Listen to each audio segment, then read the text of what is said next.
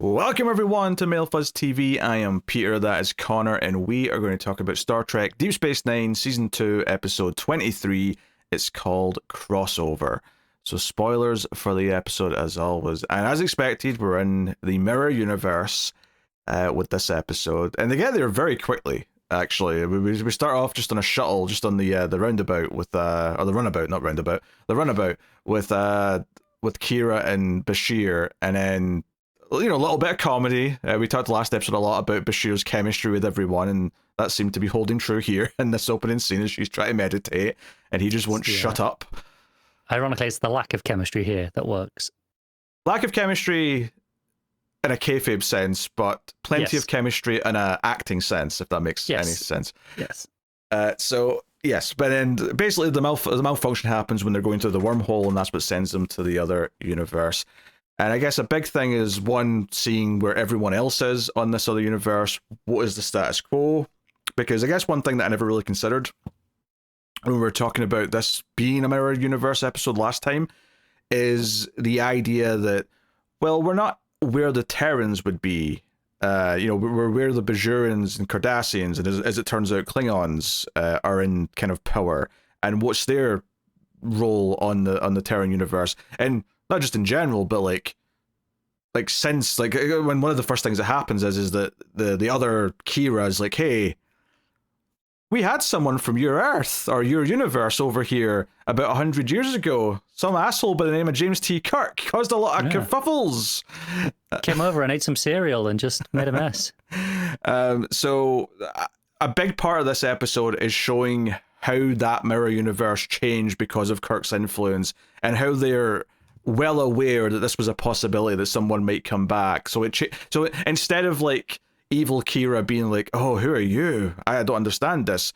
Immediately it's like, no, I know what you are, and I'm going to, play with that because I have my own expectations of it. So it immediately feels different from any Mirror Universe episode that the original series did, which is really nice. It gets the ball rolling and feels different right off the bat. So what did you think of Crossover? I think it's quite a lot of fun. Yep, that's honestly my only critique really of this episode is that I wish there was just a little bit more of an epilogue where Kira and Bashir maybe tell one or two characters about their counterparts, or just a little moment where, because in the Mirror Universe, Cisco's basically a sex doll for Kira. Yeah, I wish there was a little bit more as to why some of the humans are a bit more there, like in that specific area in the Mirror Universe. It just feels like they're there because they're part of the show, right? It's a little bit contrived. That did occur to me. That's the sort of thing where I'm like, you know what, I'm going to let that slide, because ultimately we want to see these characters in the Mirror Universe, even though technically there's no reason why necessarily some of them would even be at this station on the other universe. Exactly. I think all the ones that they do have there, that make sense, I like.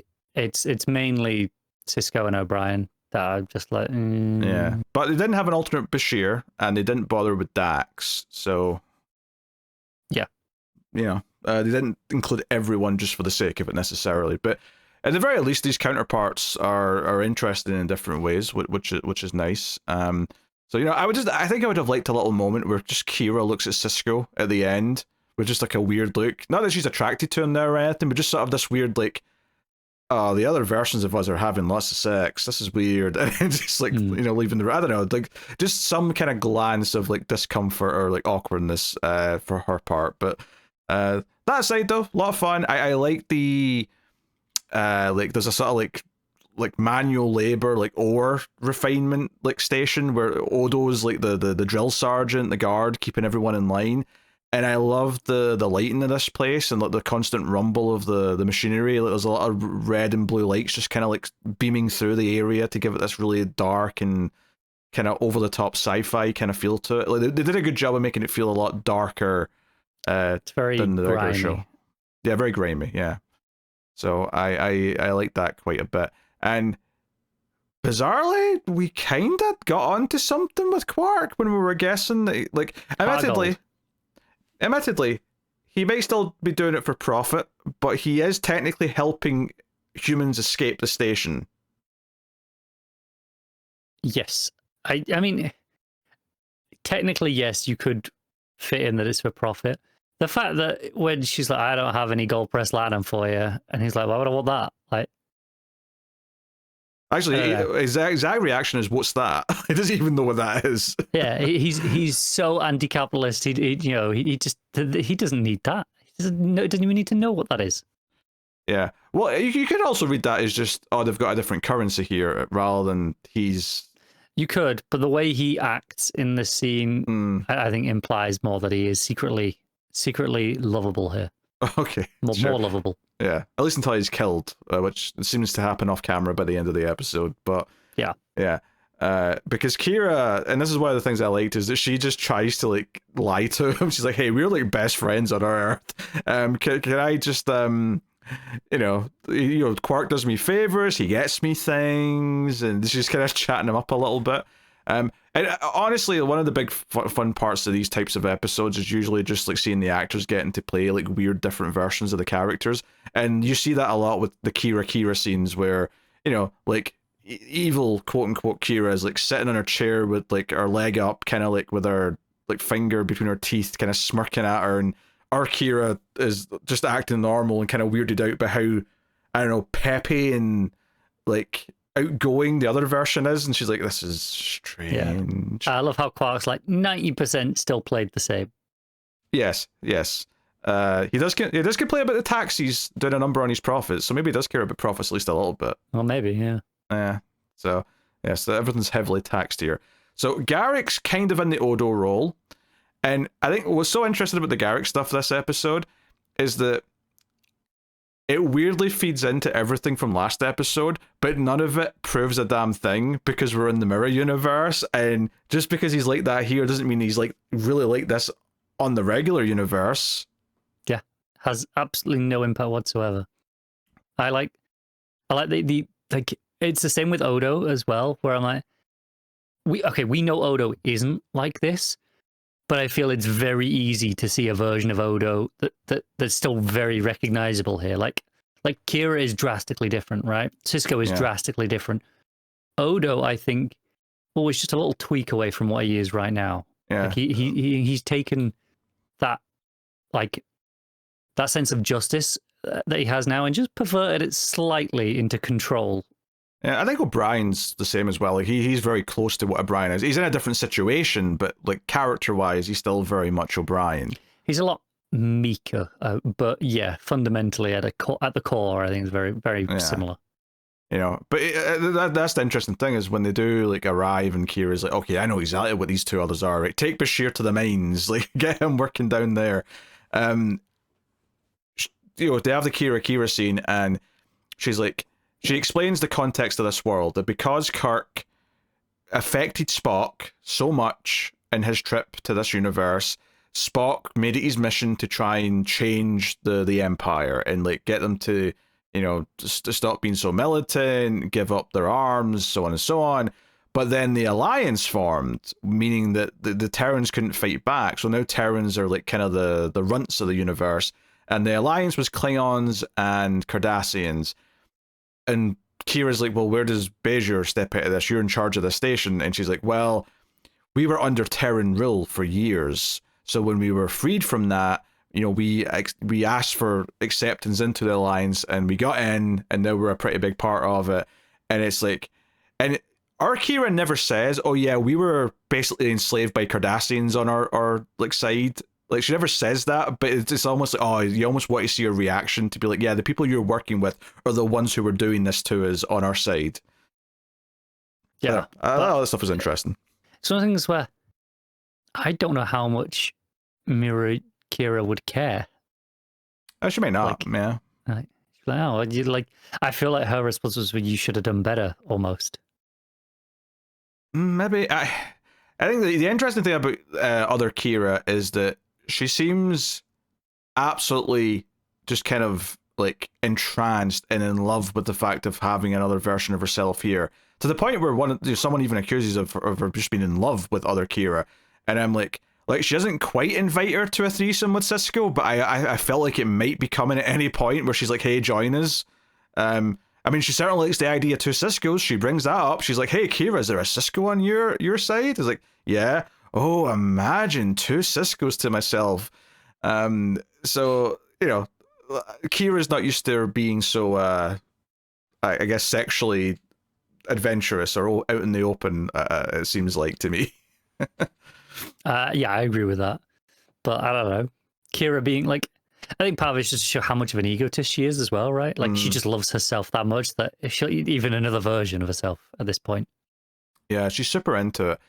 And there's just a little bit of character work here for Kira, where she kind of like basically suggests something to other Kira, and other Kira smiles immediately and goes, "Oh, you're manipulating me, and it's working. You know exactly how to appeal to like what will make sense to me." So even though there's so many differences, the way she thinks is still kind of similar. Where it's like, hey, there's value in this. Like, this is how I would think, so I'm going to apply that to you. I'm going to push your buttons, and the button she pushes is like, well, wait, are you in charge of this sector, or do you have to answer to the Cardassians and the Klingons? And she's like, oh, that was the right thing to say to get me to do what you want. And she's like impressed by that. She's like, oh, I'm going to have fun with you around. And obviously things escalate throughout the episode to the point where that's going to change, but like, that's the thing. So I really like that reaction. I like this idea of her just being fascinated with like, oh, you know exactly how to deal with me, and no one else does. No one else talks to me like that here, but you know how to. And I love that there's a protocol for when they come over from the other universe, just kill them, pretend it never happened. One, it opens up the possibility that this has happened and people just aren't reporting it. So it opens up, like, if you want to do other stories set in that time period and at some other point in the future on other shows. Yeah. It's there. And two, just the idea that she's immediately like, but I'm not going to do that. That's boring. Why would I do that? Yeah, this is way more fun. And she doesn't think there's any way to send them back. The plan for a lot of the episode is to get a transporter of some kind, because that's how it was fixed back in the original series.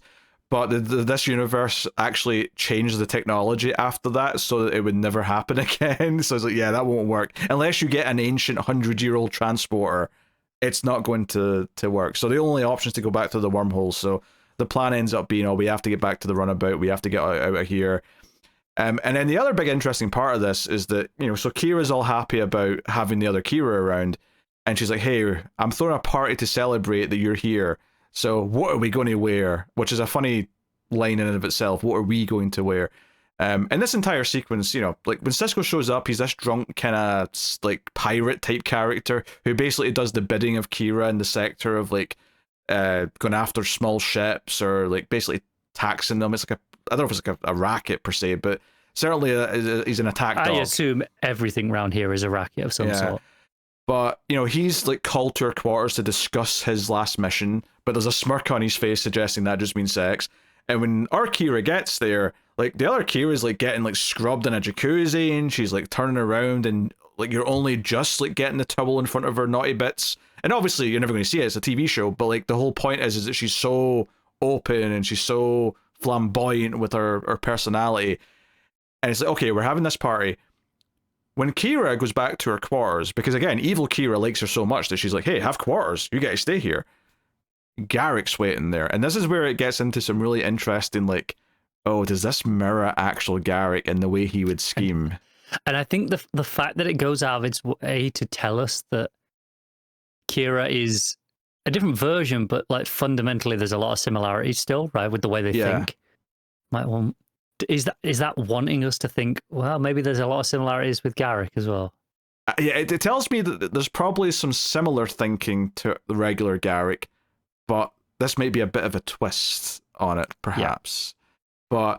But basically he's like, hey, I'm going to assassinate Kira so I can take her job, but you're going to take her place so no one knows that she's gone, and we'll just say that you went back to your universe, no questions asked, and then in a few weeks she'll resign, I'll take your job, and everyone's happy. But if you try and warn her or tell anyone, I'll kill Bashir. I'll go kill him. I'll tell Odo to kill him immediately.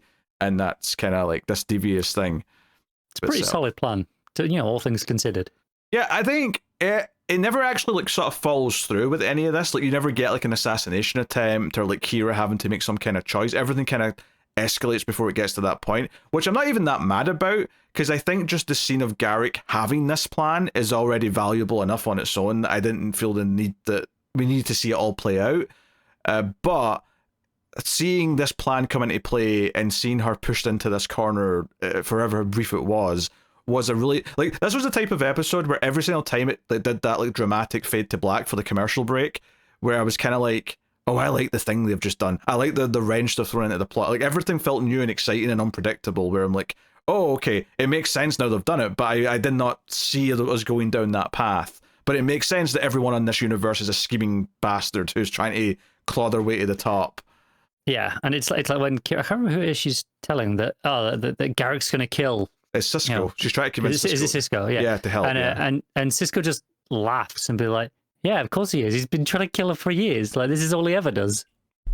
And she basically tries to appeal to the good person in Cisco. It's like, hey, on my side, you're a good man. You're this, you're that. Do you really want to just be this thing? And you can kind of tell that he is, like, tired of just being, like, Kira's toy on this side. Like, he's charmed his way into this position where he gets some comfort, but it kind of sounded like to me like when, you know, like an entire race is slaved, but a couple get special privileges because they do things for the person in charge. It's a gilded cage. It's nice, but he's still fundamentally a prisoner / slave. Yeah, and she says, you know, you're as much of a victim as anyone else on this station, and you know, it does kind of, you know, you can sort of see those little moments where he's like sort of tired of being the plaything for Kira. So, which I think is also interesting from a character perspective for Kira, like just her seeing that she's like technically capable of being this cruel and like being this person in charge who is because effectively humans are now the Bajorans here. They're the ones that are being held captive and being bossed around. And she's the one kind of like enforcing it. So it's like she's seeing this kind of ugly side as much as she can maybe relate to when they were the ones in charge. It kind of, you know, basically Kira on this other side got to flip it where now she's the one bossing around her former captors. And this is maybe like a sign of saying maybe that's not what you really want. Like, you might think you want to boss around Cardassians like you're the one in charge and they're the occupied, or you're the occupying force, but in reality it's horrific and it doesn't make you any better than them. This is, you know, there's nothing nice about this. Yeah, I think that goes back to you saying you wanted the epilogue scene a little bit more. I think maybe a little bit of Kira having some, just a moment of reflection on that would have been nice as well. Yeah, because it wraps up super quick once they come through the wormhole. Yeah. You know, it's basically the characters on the bridge are like, hey, where have you been?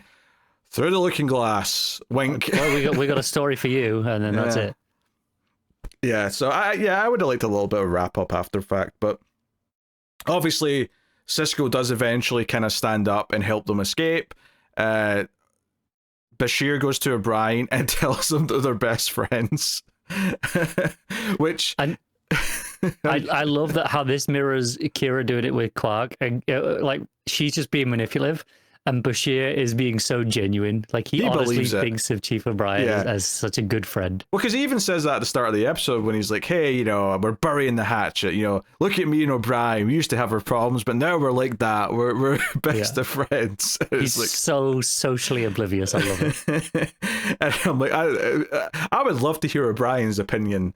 I love how Garrick's probably the only one who legitimately likes him back.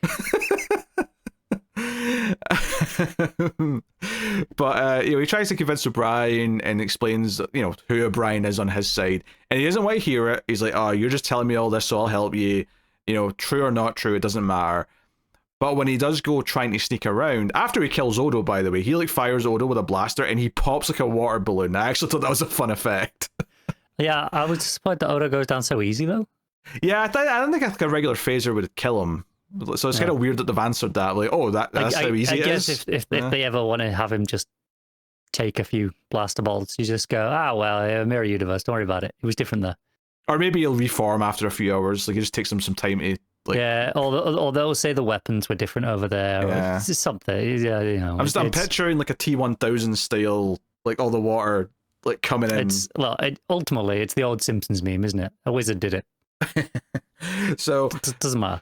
when he's sneaking through the tunnels and the ducts, he runs into O'Brien, who's fixing something. So even though he's not like in charge of the technical stuff, he's still kind of like the wrench monkey who's like sent off to fix things because he knows what he's doing.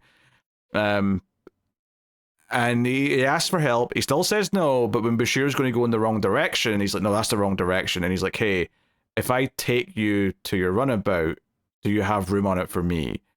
And he's like, you want to come with? And he's like, yeah, anything's better than here. And he's like, Starfleet might give me some, like, rouse for it, but what the hell? Why not? Like, who cares? And I was like, would they really? Because, I mean, I get that it's a bit awkward because there's already an O'Brien, but effectively he's an asylum seeker.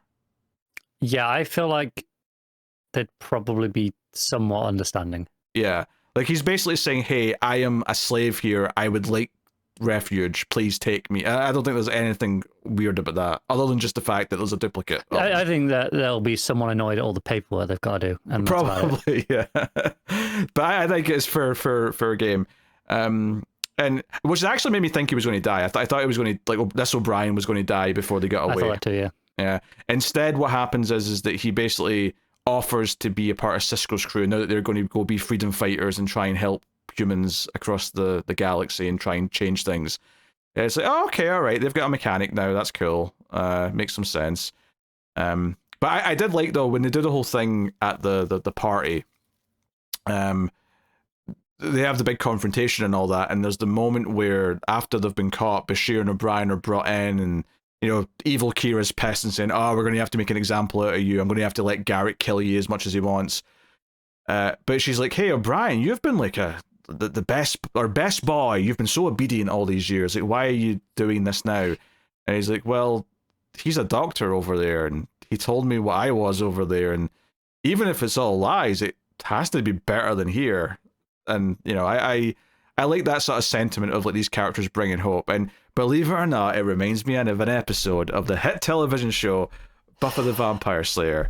It's an episode called The Wish, where Cordelia wishes that Buffy never came to Sunnydale, and we get an alternate reality episode with just, it's like a horror show. Like, it's horrific.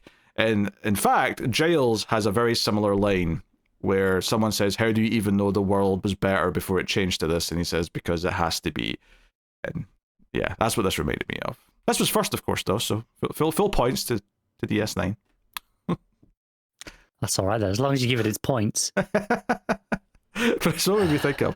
But no. So I am a sucker in alternate universe stories or alternate timeline stories where, like, the good, true nature of a character is appealed to, and they kind of, like, maybe don't fully turn into who they normally are, but that good, like, moral compass in the center. Just enough of it is in there. Yeah. It's always a bit heartwarming, I find. So when O'Brien decides to help or Cisco decides to rebel against and actually sort of stick up for himself, it's like, yeah, you know what? That's quite fulfilling, actually, seeing him do that. I agree normally. I think that plot type works better for me in alternate timelines because they're still the same person, whereas the alternate universe ones, especially with what we've seen of this universe in the past, I feel like they should be a little bit more, not necessarily evil, but they don't have to share the same moral goodness that our versions do. I like them being a bit more different. Yeah, I mean, I guess it depends on where you sort of draw the lines and stuff, because, like, I mean, Odo feels pretty evil here. But again, like I said, like, Odo is evil, but, like, I think he's quite close at his core to what our Odo is. He's just taking that authoritarian streak. It's just pushed a little bit higher up. But even the original stuff, though, like, the idea of Kirk convincing, Mirror Spock to change the ways of this world, like, even back in that original episode, the idea is that, like, there is good in there. It just needs to be found. It just needs to be, nurtured. I agree, but I think, like, here with, like, O'Brien specifically, it feels like he's a little bit too close to what he's just a slightly broken version of our O'Brien, but he's fundamentally, like, basically the same person, just without the career. I mean, that's fair. I think that's maybe why I like the range, though. Like, he's a lot closer, but some other characters are much, much further away from what they normally are. I think maybe the worry, and I maybe would critique this if every single person was equally the same amount of evil compared to their regular version, because that's where you get back to the jokes of, like, everyone's just got a goatee and they're just evil version of themselves. Like, I'm calling evil Kira just to differentiate them, not because she's actually completely like unabashedly evil in the strictest sense. I agree. I think for me, like, I think O'Brien just skews a little bit too close. Whereas, like, I think Cisco's about as far as I like it. That's fair. Where he's not evil, but he's broken, but in a different way. Yeah, and of course Wesley Crusher, I have to assume, is just the Antichrist on the Mirror Universe. He's probably still messing shit up. He's ascended, but he's ascended under Satan to, rule over and punish people and whatever else the Antichrist does. I don't know. I don't know. I haven't read the Bible. I have, but that's irrelevant. Did they even talk about the Antichrist in the Bible? I don't think so. Nah. Not that I can recall. Where does that lore come from then? Oh, there's a lot of Christian lore that comes from outside the Bible. Okay. Very, very brief. The Bible, as you have it now, there used to be a lot more of it, and then they had like a council to decide which parts are actually going to be the canonical Bible going forward. There used to be like there's like the 4 Gospels. Mm-hmm. There used to be like dozens, like over 100 Gospels, and then they narrowed them down, and I went, these ones. I like the idea. Can we take out these really, really racist chapters? I mean, essentially, you had like a whole really, really, you had like loads of splinter orders and like loads of little things, and it got out of control. And they were like, "We need to stand us down. Let's just right. This is it. We're all agreeing. Let's fight it out, hash it out, and go right. This is it. This is the Bible now." And then it's stuck. I'm regretting asking, but yeah. I'm getting flashes of Hugh Grant talking about the quirky regional variant of Monopoly now in my head. You've seen Heretic, I assume? Oh yeah. Yeah, okay, just check. Just to make sure that made sense. Yeah. I mean, I had a good time. I think I like the world they represented here, and I like that it was like, okay, this is more based around these other races rather than humans and Vulcans, but it's based on a world that's evolved from what we saw in the original. And I think what I like about it as well is that these characters on Deep Space Nine have nothing to do with Kirk. And yeah, Bashir knows who Kirk is when Kira asks him, because, oh yeah, he's kind of a famous starship captain, we learned about him in the academy.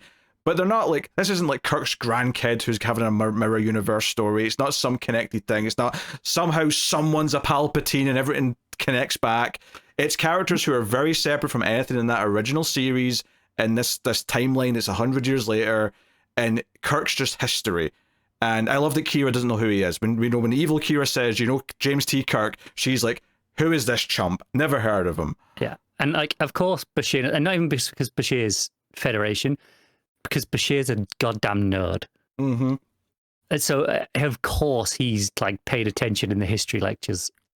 Yeah, no, I like that element of it. And even Next Gen, that was true as well. And obviously they had the cameo from 1 or 2 characters early on, but I like that the idea with those shows was not to be like, oh, this is like the children of all those characters are now on a starship together, because it feels contrived and it feels like an excuse to reference things constantly. Yeah, they eventually had Spock for an episode, but he's kind of a big deal. He's like a big ambassador, and it makes sense because the Enterprise is in this prominent part of the Starfleet kind of, hierarchy to go and meet him and stuff like that.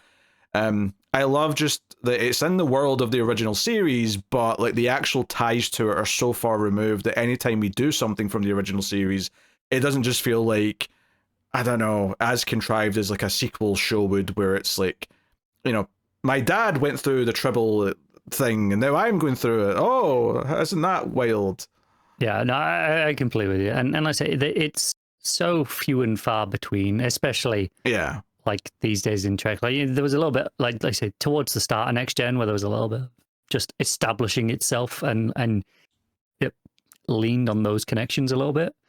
But after that, it's just been stuff in the same universe as, again, with like a couple of key exceptions. It's the problem that modern Trek's had, is just going to the J.J. Abrams movie onwards, is that everything's like it's either a prequel, a redo of the original series, or something tied to the original series characters, or it's we're going to try and do a bunch of like Aaron Sorkin style fast dialogue, but it's all Star Trek technobabble, so it doesn't really work because it's all nonsense.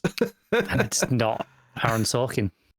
Yeah. But you know what I mean, though? They try to do the fast. I do, but like, unfortunately, there are very few people who can pull that off as well as he does. Yes, and that's when they're talking about regular, real things, not just made up, gobbledygook about starship systems. When Aaron Sorkin's writing West Wing, that's basically made up gobbledygook for most people. Yeah, but I get the impression he knows what he's talking about, though, at the very least. It's okay, yeah, I can't argue with that. Now, whether or not he does, is maybe he's pulling the greatest trick ever, but like it feels like he knows what he's talking about. Yeah, but that's why he is a very good writer, and he has a lot of imitators, and very, very few can come close. Yeah, so I hate to call it the Star Wars problem, but everything feels small because everything has to connect back into the same things over and over again. But Star Wars is kind of the poster child for that, and modern Trek's upset. Whereas I feel like Next Gen and Deep Space Nine, by extension, have been allowed to just keep going into new interesting things and not feel like, we can do a thing that kind of references a TOS episode, but it's so few and far between that when they bring up Kirk in this episode, it just feels like, oh, that's history, and it makes sense that it's been brought up. It feels so natural, and you get to have your little pop at the same time. Because let's say even in universe, he was not the biggest deal ever, but he was a fairly big enough deal to become of note, right? Yeah, like it makes sense that people have heard of him, but not everyone's heard of him. Yeah, and especially not alien races who wouldn't be learning all the same history as Starfleet Academy students and so on. Yeah. So, yeah. No, I think this era of Trek, I think, has the right amount of calling back to its previous incarnations. I think it's the perfect mix of an amount of it. And it's something that I think modern Trek, but not just Trek, like modern a lot of things, like Marvel, Star Wars, like, all these big franchise things, like they all lean on the nostalgia far too much. So, hey, anyway, that's just a bit of a rant separate from from this. This is what it feels right. So that is Crossover. It's a pretty good episode. I had a good bit of fun with it. A couple of extra things that I liked, but for the most part, I had a good time, and it flew in time wise. So yeah, I agree with that. And almost to its detriment, because we felt like we needed an extra few minutes to do a little bit more. Honestly, a two-parter wouldn't have been a terrible idea. I kind of agree, yeah. Yeah.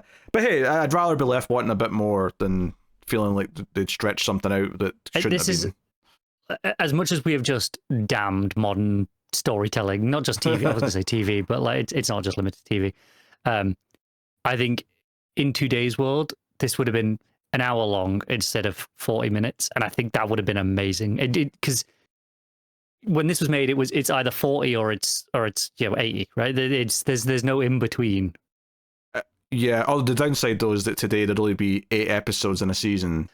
I agree. I'm not saying I want. I'm not saying I want this. I'm just saying they maybe they didn't have enough for a double, but they had too much for a single. And I think, I want the best of both worlds. I want a little bit of flexibility. I want them to be able to go up to 50 minutes an hour and still give me at least 18 episodes. Come on. Yeah. The more we live in the modern era of TV, though, the more I find myself missing this era of TV as far as the structure goes. Yeah. I saw something on Twitter the other day being like, oh, it was like season 4, I think, of Agents of S.H.I.E.L.D. was like a decade old. And I was like, are you taking the piss? I know. I see the amount of things that are 10 years old now from 2016 where I'm just like, no, you can't tell me that's a decade old already. Yeah. I'm like, and that still feels like modern TV, but it's like the last bastion almost of this style of TV that I enjoyed. Yeah, it's the last 22 episode season network like action show that I like the characters and it built to things. Yeah.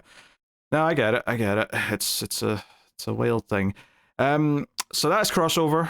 We'll be obviously going to Next Gen for our next review, but when we come back to Deep Space Nine, we'll be looking at episode 24 called The Collaborator. Here's the description on IMDb. Vadek Barrels targeted by fellow Kai candidates.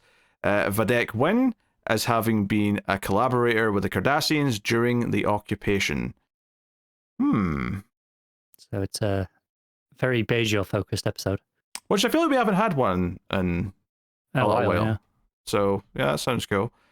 And we're leading into the last little stretch of the season here. We've got 3 episodes left, so it'll be interesting to see if they set some stuff up here that'll really play out throughout the next couple. Maybe not, but we'll see. But yeah, we'll get into that next time. Let us know what you thought of this episode of Deep Space Nine in the comments below. You can, of course, support everything over at patreon.com/MailFuzzTV or via YouTube membership. It really does help keep the show coming. So if you like the reviews, if you like all the movie podcasts over Mailfuzz Movies, you can get bonus stuff, all that sort of good thing. But that is us. So thank you once again for watching or listening. We do appreciate it. Keep watching Star Trek, and somewhere out there, Odo did have a family, but they all got popped like balloons by a child who just happened to stumble upon them with his little BB gun years ago, and that child's name was Wesley Crusher.